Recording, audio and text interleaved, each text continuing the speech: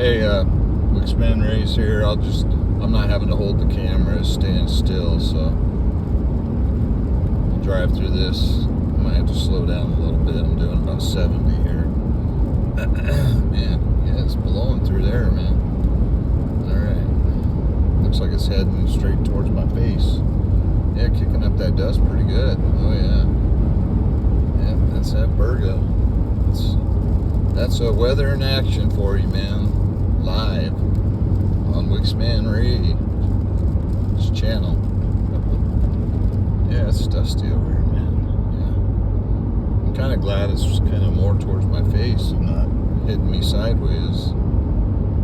Yeah, I don't know. You know, and sometimes this stuff can get 50, 60, even higher, 70 mile an hour gusts out of this kind of stuff. It's not uncommon to at least have 50, 60 mile an hour wind gusts with these type of deals. So yeah, it's really dusty up there. I'll just leave the camera rolling. Got my hands on the wheel, so I'm not in any danger right now. Anyways, man, it's really dusty up there, boy. Might have to slow down a little bit. Yeah, they're selling jerky up here. Beef jerky. Yeah, back when I was a kid, man, I used to go out. I was a scout back in the day when I was a kid, a Boy Scout. My mom would make me homemade beef jerky. Man, that was the best stuff. Oh my gosh. We'd pack that up for our campouts and take some trail mix. You know, we'd make our own homemade. It wasn't, back then, I don't know, I didn't even know if you could buy it like at 7-Eleven, but my mom would put together some M&Ms and raisins and peanuts and whatever else, put it in a bag, and we'd take it on our little hikes and our campouts. Yeah, growing up in New Mexico, we got to do a lot of fun stuff. We did a lot of campouts out in the Gila Wilderness. Got to see rattlesnakes, rivers. We even did a river raft trip one year as the scouts. Yeah, we had a lot of fun with that. Most all of us flipped our rafts over, and we made them with like wood and old like tire inner tubes from like semis. Yeah, you see all the dust there right in front of us. The winds might be kicking up here. But yeah, I wasn't very good at that stuff. I wasn't real handy, but my brother, man, he could make anything, and he helped me make my raft. And we took that thing down the Gila River for like, I don't know, it was 30 or 50 miles. This was back when I was a teenager, and that was a lot of fun, man. But we got flipped over a couple times. One time I almost thought I was going to drown because I got pinned under a tree. And luckily, and my life preserver got stuck on the raft, and I was kind of under the water. And luckily I had this like feeling, hey, just put your feet down, and the ground was right there, so I was able to keep myself up until I could get myself untangled. But yeah, and we popped some inner tubes on that trip, and so we had to have patch kits. So I think just about all of us. I remember it happened to me first. Oh man, we're going into a dust storm. Hey, you guys get to see this. Hey, whoa, okay, I'm slowing down. It's windy here. Ooh, okay. I don't like driving in the wind with my big camper trailer, man. Wasn't expecting this. Visibility's pretty low here. These can cause like problems, man. Whoa, dude. Okay, can't slow down too much here. This is dangerous shit here. Damn. Hopefully, there we go. It's getting a little better, man. Yeah. I don't like, yeah, now it's getting better. Man, I don't like that. That's like driving in dense fog and you can't see in front of your hand. It's getting better now, man. I'm like, I slow down a little bit, but you don't want to slow down too much because you don't know if somebody's going to rear end you. Got my daughter following me behind me, so it looks like we're okay now, man. The winds were really blowing. They might be, it's probably this VIRGA out here, and could be induced by this terrain over here too. We got this big mountain cliff over here, so that could be hampering things too. When you get terrain, it kind of funnels through the mountains here and enhances the wind. So, but probably more of that VIRGA stuff. But man, it's blowing out here. But anyways, yeah, back to my rafting. Yeah, now that we're out of the dust, I'm glad that didn't last long. Yeah, I heard, it wasn't too long ago, I heard there was a big dust storm. I forget where it was. What state? It caused like I don't know, 50 or 100 car pileup. I can't remember. I'm pretty sure it was a dust storm or fog or I don't know, man. You know, I'm getting older, so my brain is tricking me on what exactly where it was, but I can't remember. But I do remember it happened. Hey, check this out. Turn it over there. You see that? That's pretty cool. It's amazing. That was probably formed over hundreds of thousands, millions of years. Yeah. So you wonder if this was underwater. I know a lot of this west out here was under glaciers thousands of years ago, and then there was lakes, and and then they dried up. Now it's desert, but so you wonder if this was underwater.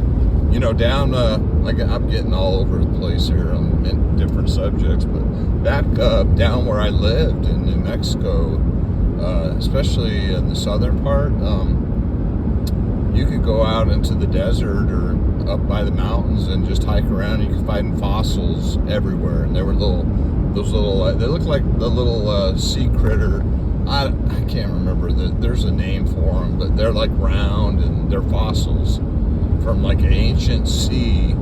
So the scientists, the geologist, or whoever, I guess it would be geologists or whatever that study that kind of stuff, said that there was an ancient like ocean there over in that part of New Mexico.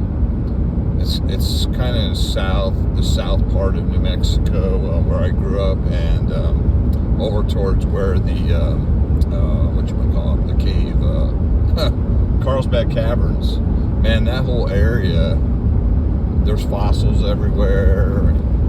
Beautiful like geology. I mean, yeah, it's just it fascinated me as a kid that was an ancient ocean, and I lived out in this hot desert. I was like, wow, wonder what that looked like. I don't know how long ago that was. 100,000, 100 million years ago. I don't know, millions of years ago. But yeah, very interesting. That stuff fascinates me.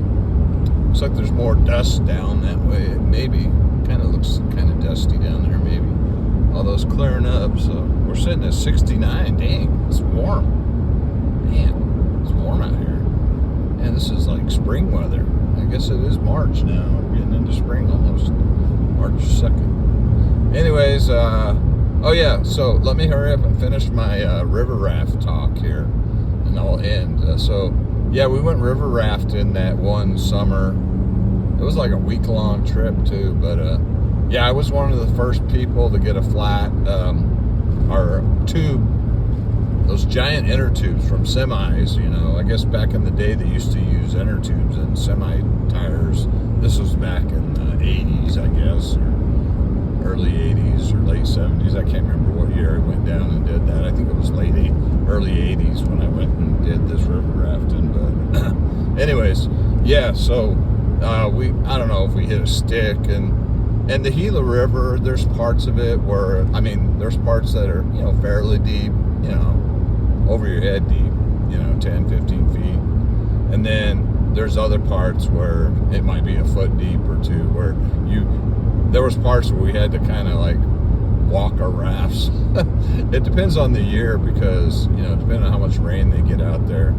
Yeah, there was parts where we had to actually kind of walk our rafts along. But yeah, we popped in the rapid parts where you didn't have to walk them, which was a majority of the river raft trip. We actually floated down, and that was a blast. I was a teenager at the time.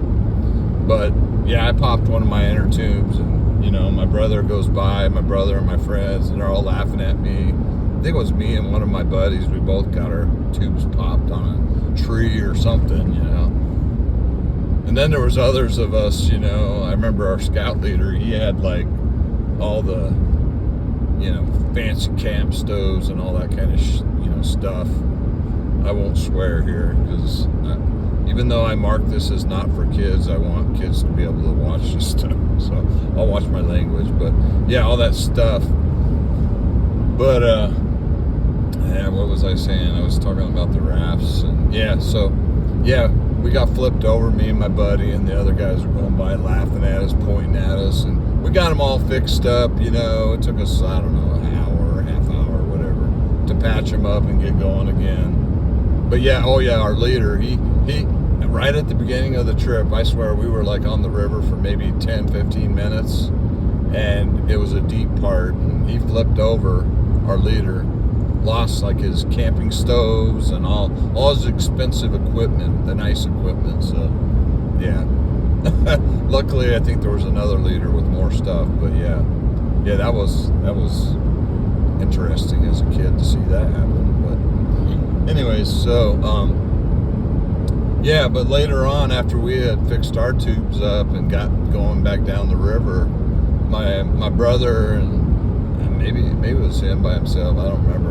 but it was on this turn, this bend in the river, and he got stuck underneath a tree or something under the water, and it popped his tube, and he flipped over, and so we were laughing at him, so me and my brother had this thing going of laughing at each other, so anyways, hey, yeah, we still got a little VIRGA out there. Feels like the wind's still blowing a little bit out here. Not as much to kick of dust anymore, but hey, we'll go and sign off. This is getting a little long here. I don't want to go too long. Wixman Ray out.